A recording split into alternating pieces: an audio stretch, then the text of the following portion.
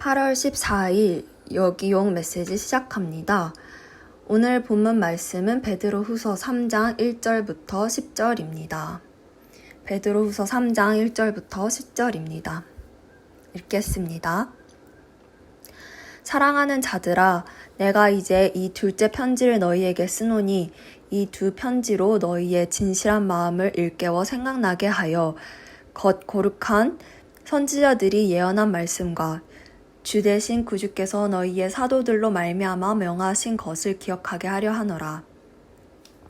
먼저 이것을 알지니 말세에 조롱하는 자들이 와서 자기의 정욕에 따라 행하며 조롱하여 이르되 주께서 강림하신다는 약속이 어디 있느냐. 조상들이 잔후로부터 만물이 처음 창조될 때와 같이 그냥 있다 하니 이는 하늘이 옛적부터 있는 것과 땅이 물에서 나와 물로 성립된 것도 하나님의 말씀으로 된 것을 그들이 일부러 잊으려 함이로다. 이로 말미암아 그때에 세상은 물이 넘침으로 멸망하였으되 이제 하늘과 땅은 그 동일한 말씀으로 불사르기 위하여 보호하신 바 되어 경건하지 아니한 사람들의 심판과 멸망의 날까지 보존하여 두신 것이라. 사랑하는 자들아, 주께는 하루가 청년 같고 청년이 하루 같다는 이 한 가지를 잊지 말라. 주의 약속은 어떤 이들이 더디다고 생각하는 것 같이 더딘 것이 아니라 오직 주께서는 너희를 대하여 오래 참으사 아무도 멸망하지 아니하고 다 회개하기에 이르기를 원하시느니라. 그러나 주의 날이 도둑같이 오리니 그 날에는 하늘이 큰 소리로 떠나가고 물질이 뜨거운 불에 풀어지고 땅과 그 중에 있는 모든 일이 드러나리로다. 아멘. 안녕하세요 여러분. 오늘이 마지막 요기영이죠. 다음 주는 수양회고 그러고 나면 곧 새학기가 시작합니다. 오늘의 본문 말씀은 개강을 앞둔 여러분이 꼭 깊이 묵상해 보아야 할 말씀이랍니다. 여러분, 믿음은 들음에서 난다는 성경 말씀을 들어보셨죠? 사람은 여러 한계를 가진 존재이기 때문에 우리는 자주 보고 또 평소에 자주 듣는 말들이 상식이 됩니다. 그런데 세상에서 자주 듣는 말과 우리가 성경을 통해 배우는 말은 흔히 반대됩니다. 그리고 그 충돌은 큰 내적 갈등을 일으켜 우리를 힘들게 하죠. 이런 기회를 사단은 절대 놓치지 않습니다. 조금이라도 하나님의 선하심을 의심하게 하려고 또 우리를 불안의 구렁텅이로 굴러 떨어지게 하려고 유혹합니다. 세상의 소리를 이용한 이 사단의 유혹은 초대교회 신자들에게도 있었는데요. 바로 예수님의 재림을 부인하는 소리입니다. 4절 말씀, 주께서 강림하신다는 약속이 어디 있느냐. 조상들이 잔후로부터 만물이 처음 창조된 때와 같이 그냥 있다. 이 사람들은 세상이 처음부터 지금까지 변함이 없다고 말합니다. 그리고 이들의 하나님의 재림을 믿지 않는다는 말은 곧 성경에서 말하는 마지막 날의 심판을 부인한다는 것과 같습니다. 모두 분명 이 사람들의 소리를 들어보셨을 거예요. 아니, 우리 주변에는 온통 이런 소리들로 가득하답니다. 오로지 세상의 즐거움을 위해 사는 친구들, 내가 하고 싶은 대로 사는 게 자유라고 주장하는 세상의 가치관, 물질의 풍요로움이 행복을 가져다 준다며 소비하라는 거짓된 쇼핑 광고, 내 삶을 평가하는 것은 오직 내 사회적 지위와 자산이라고 가르치는 현대 교육과 세상의 시선들. 이 모든 소리가 하나님의 마지막 날 심판을 부인하고 이 세상에서의 삶이나 잘 살라고 외치는 소리들입니다. 어때요 여러분? 여기저기서 많이 들어본 소리죠? 맞아요. 이런 곳곳에서 듣는 말들이 우리의 내면 세계를 요동치게 합니다. 마음이 담대할 때는 하나님의 존재와 보호하심을 확신하면서도 마음이 피폐할 때는 조롱하는 자들의 말에 흔들리곤 합니다. 예수님은 언제 오시지? 오시기는 하는 걸까?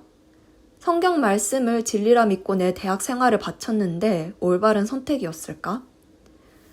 그렇게 불안이 또 다른 불안을 불러일으키며 더 이상 아무것도 하지 못하는 상태가 되어버립니다. 그런 흔들리기 쉬운 초신자들의 믿음을 돕기 위해 베드로는 조롱하는 자의 주장에 반박합니다. 5절에서 7절 세번역 말씀입니다.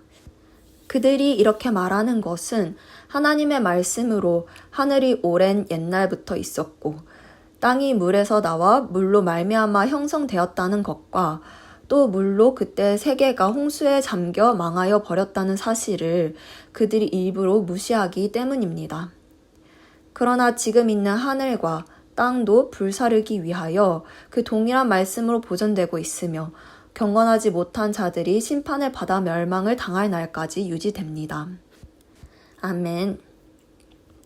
베드로는 세상이 하나님으로 인해 창조되었다는 것, 그리고 홍수 심판이 있었다는 사실이 하나님의 살아계심과 하나님이 이 세상에 개입하심을 증거한다고 말합니다. 그리고 이 세상은 경건하지 못한 자들을 심판받는 날까지 유지될 것이라고 말합니다. 그런데 놀랍게도 예수님의 재림을 부인하는 자들은 베드로가 말한 이 사실을 알고 있었다고 합니다. 알면서 모르는 척합니다. 왜 모르는 척합니까? 베드로가 3절에서 말하듯 이들은 자신의 정력에 따라 행하는 사람들이기 때문입니다. 이 조롱하는 자들은 심판하는 존재를 부인함으로 지금까지 살아온 죄된 방식 그대로 계속 살려고 하는 것입니다. 그런 사람들을 바울은 로마서에서 이렇게 표현합니다.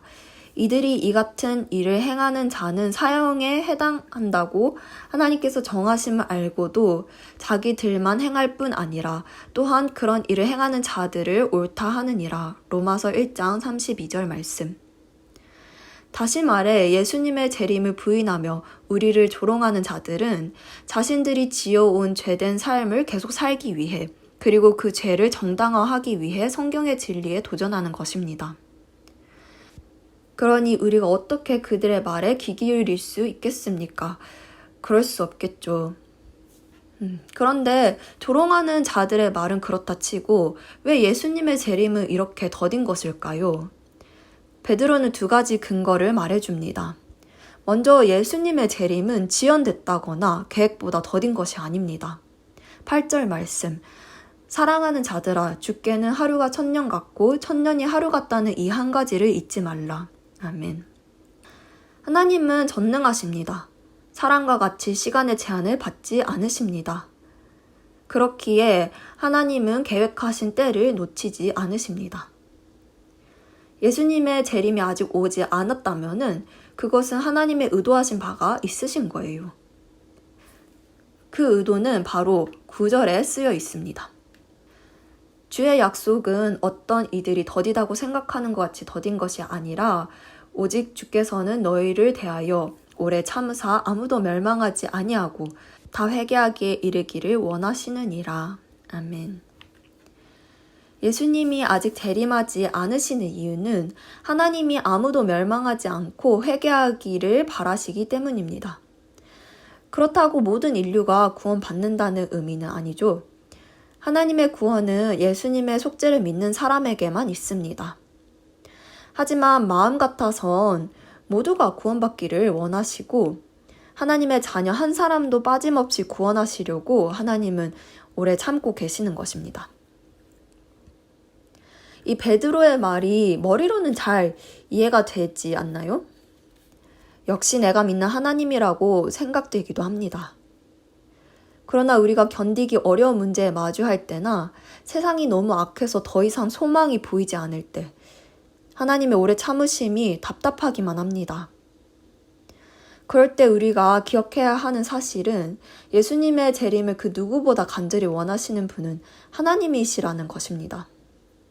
하나님이야말로 완전한 모습으로 변화된 하나님의 자녀들 만나기를 그 누구보다도 원하십니다. 8절에서 말했다시피 전능하신 하나님은 시간의 제한을 받지 않으십니다. 그러나 9절에서는 하나님이 마치 시간의 제한 속에 사시는 것처럼 오래 참으신다고 말하네요. 시간이 없는데 어떻게 참으시죠? 그것도 오래?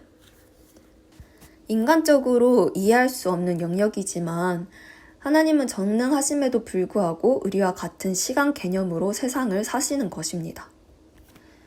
하나님은 시간에 속박되지 않으시지만 마치 시간 속에 사시는 것처럼 느끼시는 거예요.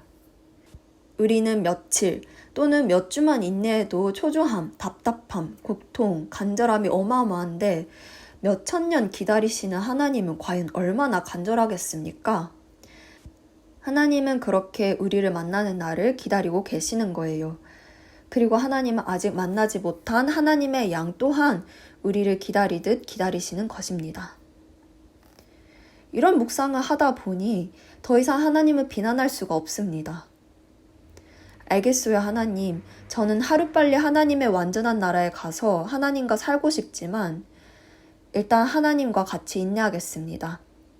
하루가 천년과 같이 저를 사모하시고 또 아직 만나지도 못한 어떤 양을 그렇게 사모하고 계신다면 저도 오래 참겠습니다.